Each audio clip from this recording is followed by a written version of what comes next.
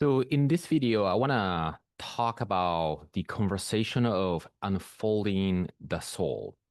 And many people use the term soul. In my perspective on how I see soul and what I mean by, we came here on earth with the purpose of unfolding the soul. So we are not the mind, we're not the body, we are something else. Yeah. We are spiritual being. You can say that you are the soul. You don't have one, but you are one. Yeah. And in soul is not this sort of like a ball-like thing that leaves the body and enters the body because there's no shape or form in soul, then it's not occupied in space. And whenever I say this, the moment I say this, it sort of puzzle people's mind because the mind wants to picture and conceptualize something. Even, the term soul is a conception of who we are, right? Who we are is also a conception of what is. What is a conception of I am. I am is a conception of whatever that I am going to say, right? So the ultimate essence of who we are is beyond language. That's the whole point of it. And then when we really begin understanding the journey of the soul means that we start interpreting this physical life experience beyond the perception of the mind, understanding from the perspective of the soul, then we quickly come to realize that we are actually here to just do that, the unfoldment of the soul, right? So the soul is seeking expression, yeah. And the quality of the soul is all the things that we are seeking in our feeling. So people are feeling in this physical world love. People are seeking freedom. People are seeking wholeness. People are seeking peace. That's a huge one. People are seeking joy. People are seeking ease. Yeah. And people wants to feel happy, right? All the, let's say, accomplishment or achievement or the creation in the physical world, ultimately we are doing and having things in this physical realm because that's the nature of the physicality, right? You do with the body and you have because there is a material component to it. And through that doing and having, ultimately, what we are seeking is the feeling, right? That's why we do what we do, right? We want to get there, or we want to, create this.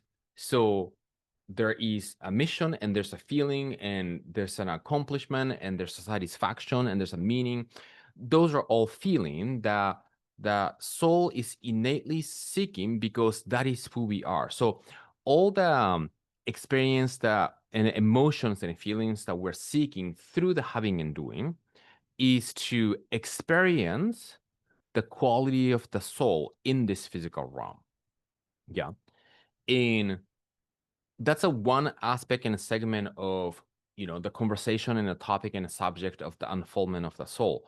And the other angle that I really want to talk about is the unfoldment of the soul. I mean, the whole sequence and the life path that most people live by being exposed to this social conformity. Yeah. And I'm a huge fan of this terminology, social conformity, right? And until I point that out, people don't realize that that exists. And people don't even realize that the identity and the way we think and what we believe to be true in our life is being toxified by the social conformity. So many people believe that we're supposed to go to school, right?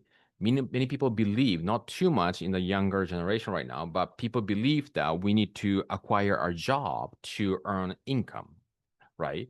Those are all social conformity, right? We do things in a way that we do because that's how it's done. That's the definition of social conformity. We do things in a way that we do, not questioning why, but because that's how it's done.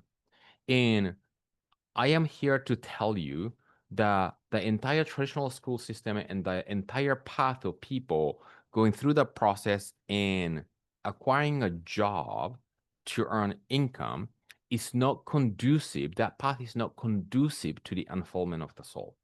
And what I have come to realize in this path is that we actually temporarily engage in who we are not in this physical life in order to remember who we are, right? So unless we experience and go through struggle or challenges, we don't appreciate and realize the opposite of it. That's the nature of this relative realm contextual field.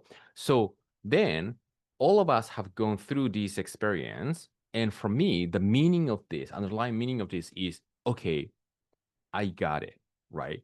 That's not like even a lot of people who are living the 9 to 5 job or whatever the job that they're not liking or not feeling called to, they even, we even use the term, I sold my soul, right? So what sparks the soul is inspiration. What sparks the soul is creativity.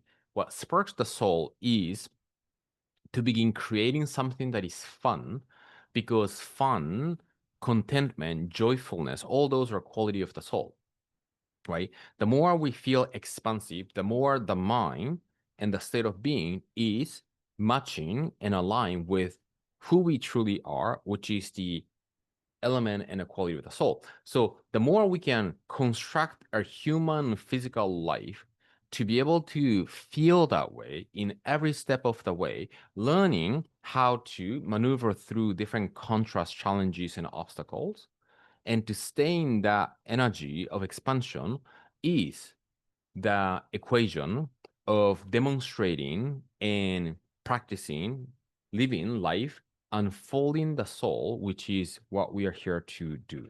Yeah. So the invitation today is to begin examining all those social conformity that might have invaded inside of your mind that led you to perceive things in a certain way that might be actually limiting you to begin expressing you fully and to experience the life that you're here to live. In understanding that, the mental construct, understanding the box that we might be creating internally without knowing that we are creating is the very first step to begin letting that, limitless soul expression of that to shine through us. So let me know what resonated with this conversation and topic, and if you have any clarification question. And I'm gonna come back to talk about different topics related to soul and belief a lot this month. So stay tuned and see you in the next video.